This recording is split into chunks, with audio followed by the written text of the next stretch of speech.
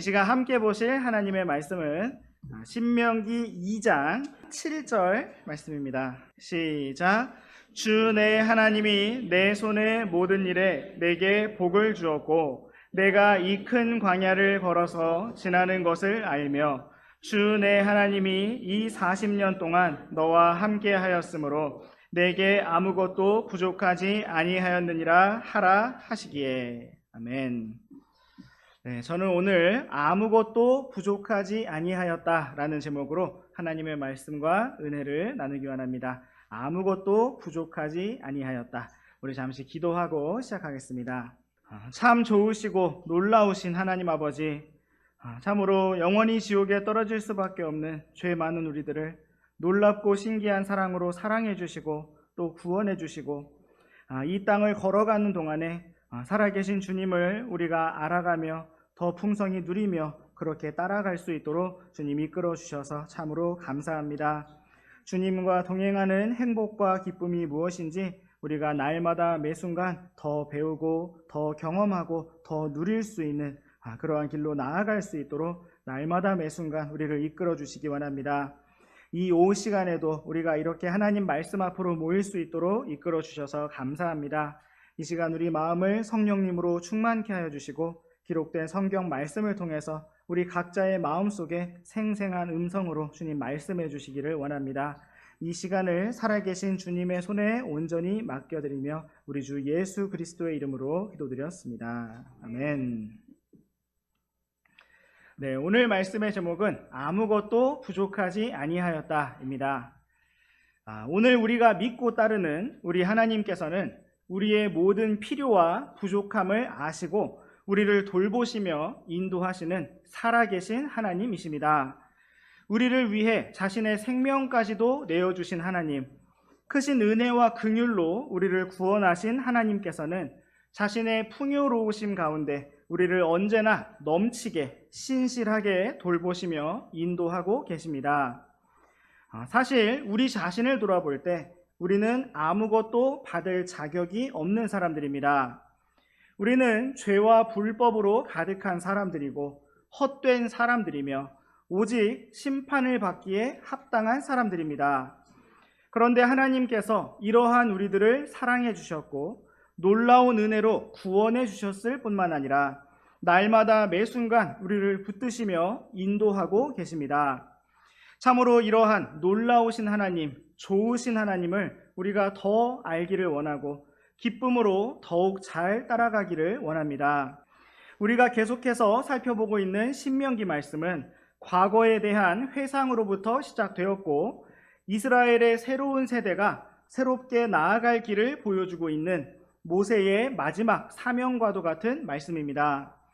오늘 우리도 이스라엘 자손이 지난 40년간 광야에서 걸었던 길을 함께 회상해 보면서 하나님께서 우리 각자의 삶을 어떻게 이끌어 오셨는지 그리고 앞으로 어떻게 이끌어 가실 것인지 함께 생각해 보기를 원합니다.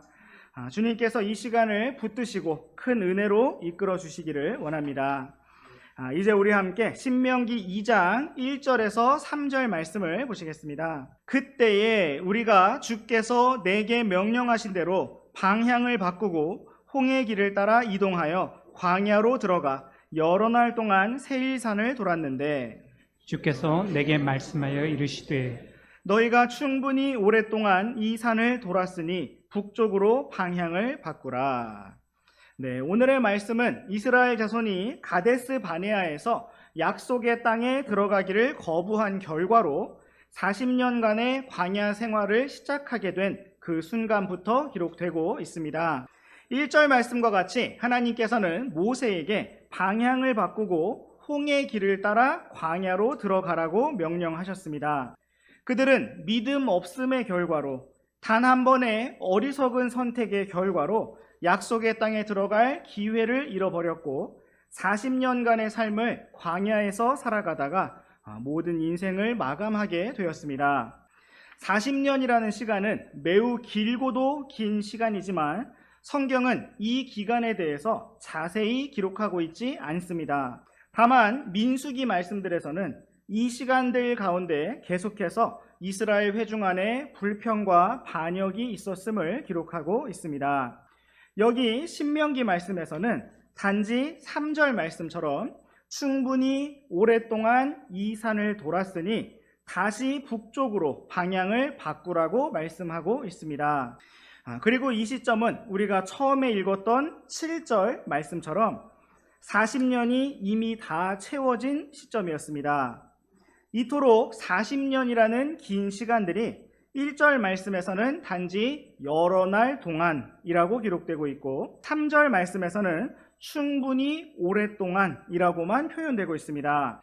이러한 신명기 말씀은 믿음 없음의 시간들이 결국 하나님 앞에 기억되지 아니하는 잃어버려진 시간들이라는 사실을 보여주고 있습니다. 마치 나사르 사람이 하나님께 서원을 하였다가 더럽혀지게 되었을 때 다시 머리를 밀고 이전의 날들을 잃어버리게 되는 것처럼 이스라엘은 40년이라는 긴 세월을 잃어버리게 되었습니다. 마치 아브라함이 이스마엘을 낳은 이후로 약 13년이라는 세월 동안 하나님과의 교제를 잃어버리게 되었고 그 사이의 일들이 성경에 전혀 기록되지 않았던 것처럼 우리도 믿음 없이 살아가는 시간들을 잃어버리게 되는 것입니다.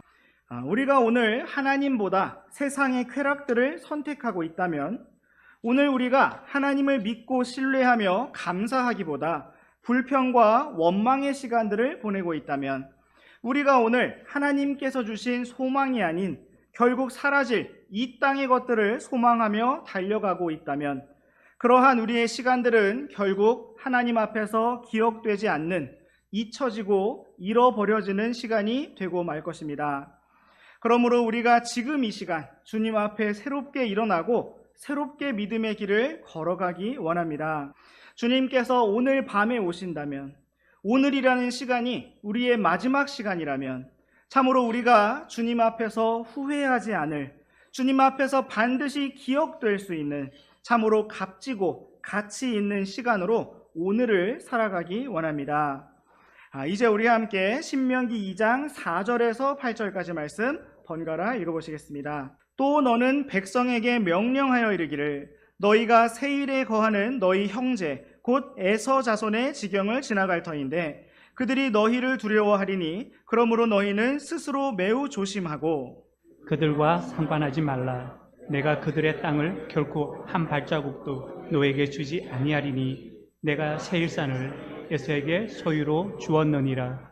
너희는 돈을 주고 그들에게서 양식을 사서 먹고 또한 돈을 주고 그들에게서 물을 사서 마시라.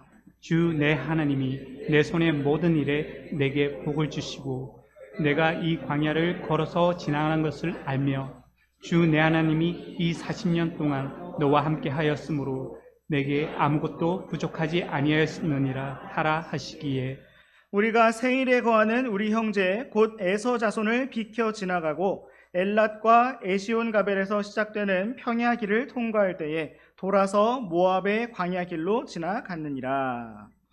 네, 이제 이스라엘의 새로운 세대는 하나님의 말씀에 따라 다시 약속의 땅을 향하기 시작하였습니다. 우리가 앞서 읽었던 3절 말씀처럼 하나님께서는 다시 방향을 바꾸라고 말씀하셨고 북쪽으로 올라가라고 말씀하셨습니다. 이제 충분히 오랫동안 광야 생활을 하였으니 이제 다시 약속의 땅을 향해 전진하라고 말씀하셨던 것입니다. 이스라엘 자손이 나아가는 길 앞에는 에서의 민족인 에돔이 거주하고 있었습니다. 그런데 하나님께서는 세일산을 에서에게 소유로 주셨으니 그 땅을 공격하지 말라고 말씀하셨습니다. 5절 말씀과 같이 한 발자국도 이스라엘 자손에게 주지 않겠다고 말씀하셨습니다. 여기에서 우리는 에서도 사랑하시고 에돔 민족도 돌보시는 하나님을 볼 수가 있습니다. 하나님께서는 이스라엘 민족의 상속 유업만 생각하시고 나머지 모든 민족들을 하찮게 여기시거나 쉽게 함부로 멸망시키는 분이 아니셨습니다. 하나님께서는 이스라엘 자손의 상속 유업뿐만 아니라 에서의 상속 유업도 챙겨주신 분이셨고 보호해 주신 분이셨습니다. 어떤 분들은 성경 말씀 중에 하나님께서 야곱은 사랑하셨고 에서는 미워하셨다라는 말씀을 오해하여 하나님께서 야곱만 구원하셔서 천국에 보내시고 에서는 지옥에 보내셨다라고 해석을 하기도 합니다. 또한 하나님께서 이스라엘 민족만 사랑하시고 복을 주시며 다른 민족들은 미워하신다라고 설명을 하기도 합니다.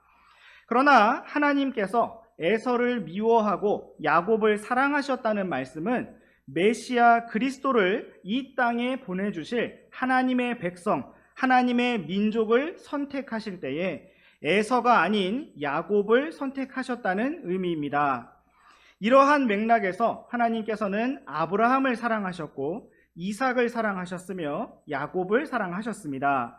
그리고 하나님께서는 유다를 사랑하셨고 다윗을 사랑하셨습니다. 그러나 하나님께서는 이러한 몇 명의 사람들만 사랑하신 것이 아니라 모든 사람을 다 사랑하셨고 죄 많고 아무런 자격이 없는 우리까지도 다 사랑하셨습니다.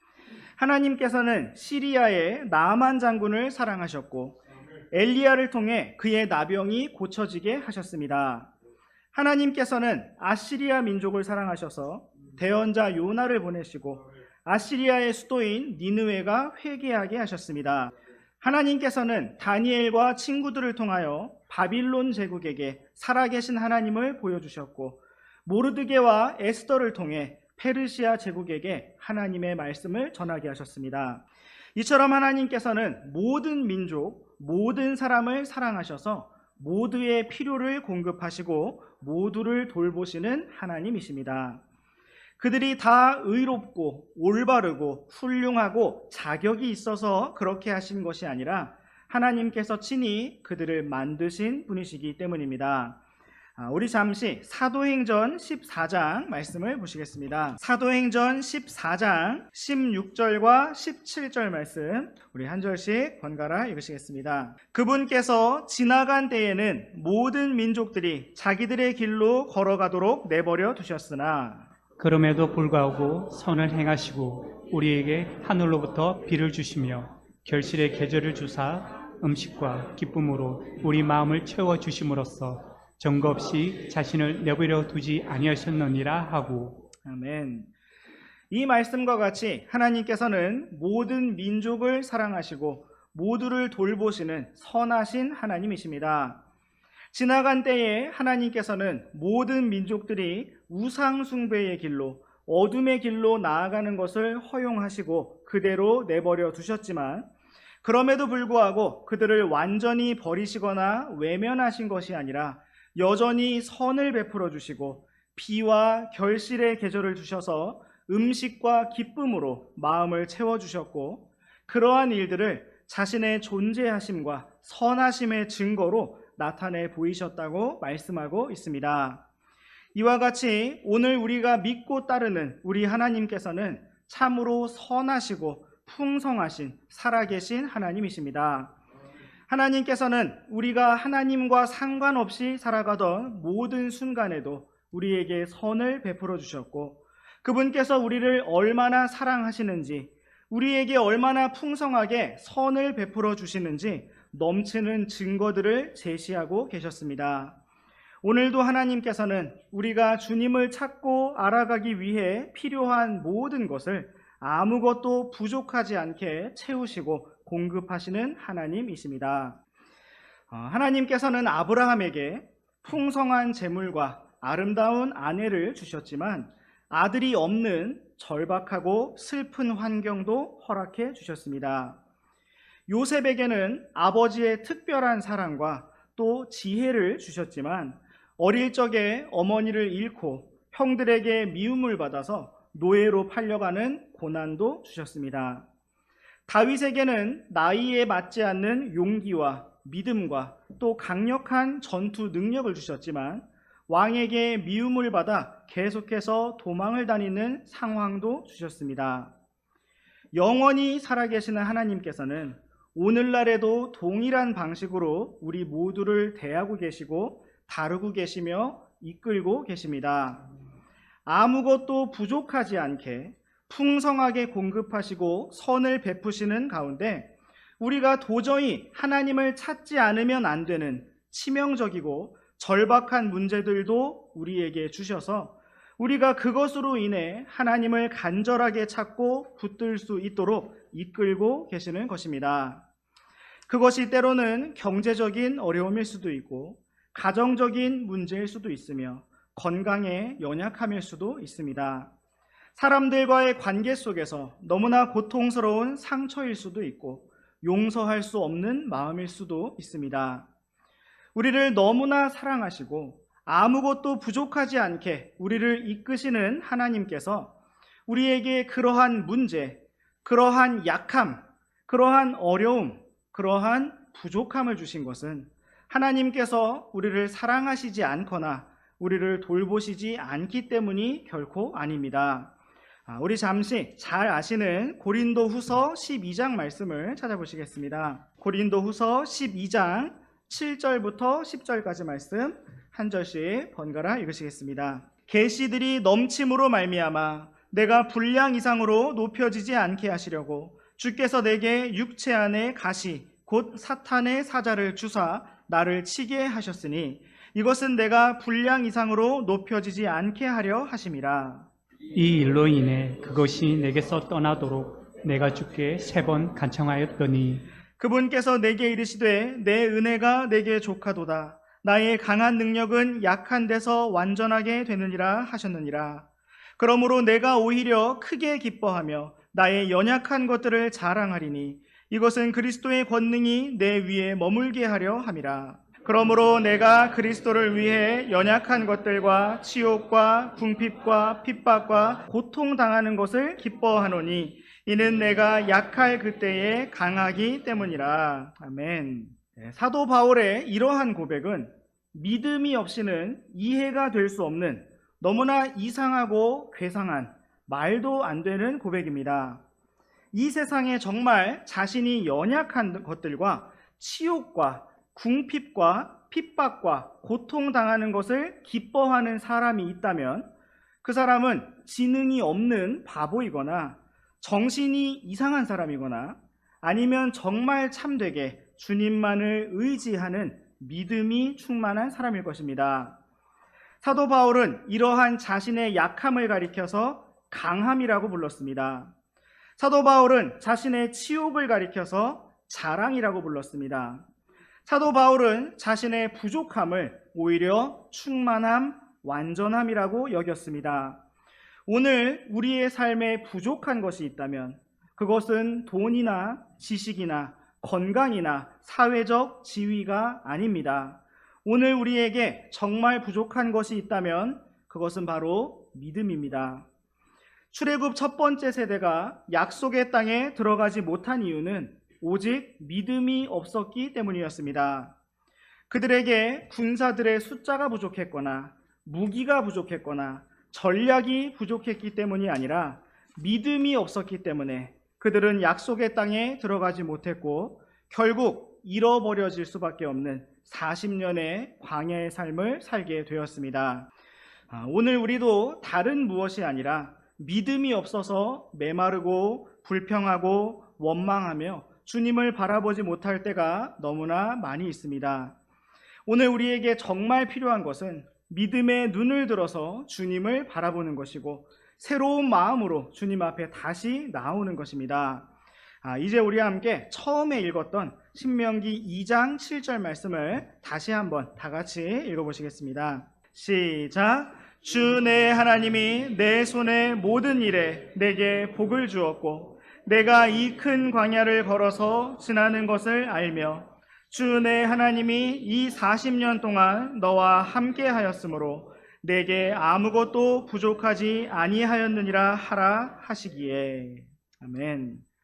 하나님께서는 지난 40년 광야 생활 동안 어떻게 이스라엘 자손을 이끌어 오셨는지 이렇게 기록하셨습니다.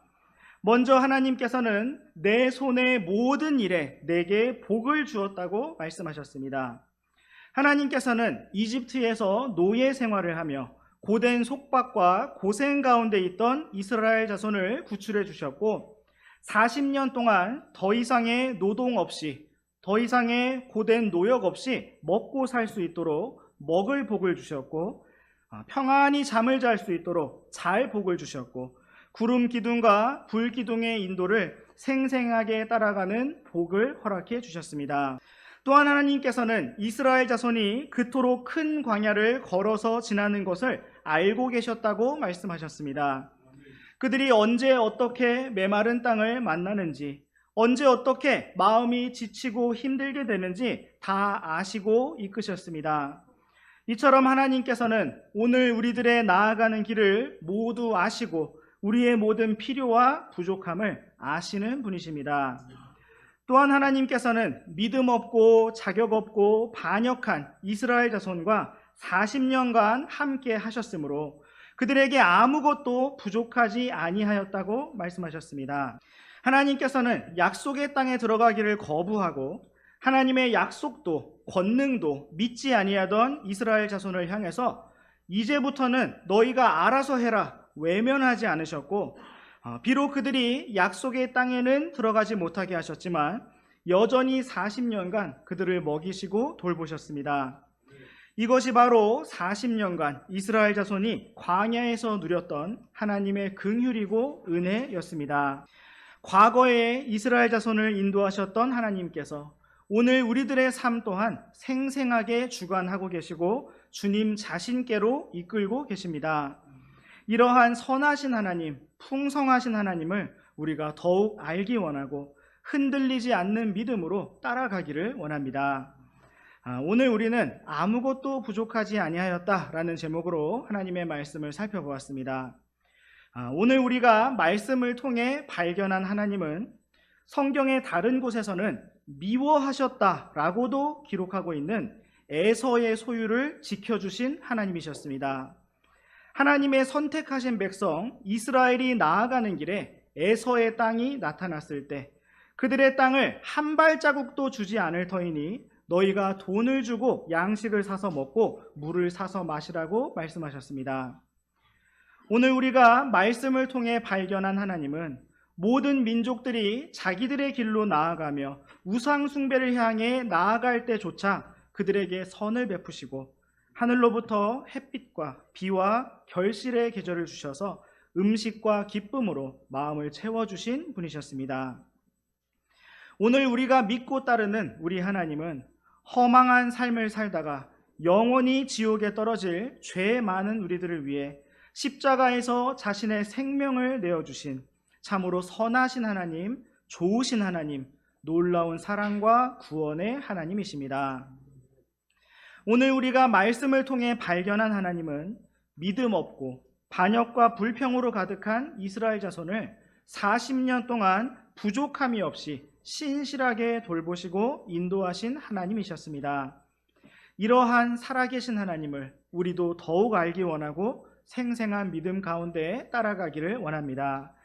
이제 말씀을 정리하면서 너무나 잘 아시는 말씀 시편 23편 1절 말씀을 우리 함께 보시겠습니다. 시작. 주는 나의 목자시니 내가 부족함이 없으리로다. 아멘.